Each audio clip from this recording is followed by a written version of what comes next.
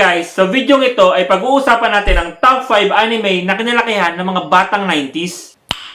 Nice. Okay, ito yung number 5, Doraemon. Sino ba namang hindi maaaliw sa anime na to, no? Putya, lagi kinakawawa dito si Nobita. Tapos tatakbo kay Doraemon at hihingi ng tulong. Tapos, ito namang si Doraemon ay maglalabas ng gamit mula sa kanyang bulsa. Kagaya ng, ang makinang nagpapalaki ng tite. Ito naman yung number 4, ang Ghost Fighter. Tanda ako nung bata ako para akong siraulo. Lagi ba naman ako nasigaw ng Regan!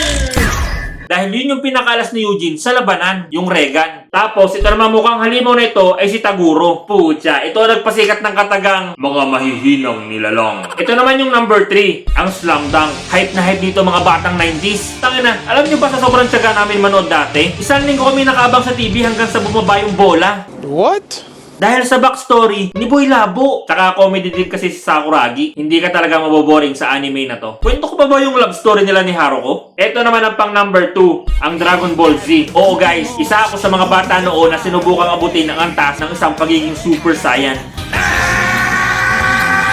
Tangina, basta nila ako sumisigaw nun para gayahin yung pagsa-Super Saiyan ni Goku eh. Pero guys, kidding aside, napaka-epic ng anime na to. Sobrang ganda ng mga fight scene tsaka ng mga character development, lalo na kay Vegeta. Walang duda, one of the best anime talaga to. Maliban sa napakawalang kwentang asawa at tatay na si Goku. At guys, para sa number 1 anime na kinalakihan ng mga batang 90s noon ay ang Voltes 5. Let's Volt in! Dan-dan-dan-dan-dan! Let's Bolt in! Oo guys, ito yung 5 sasakyan na nagko-combine para mabuo si Voltes 5.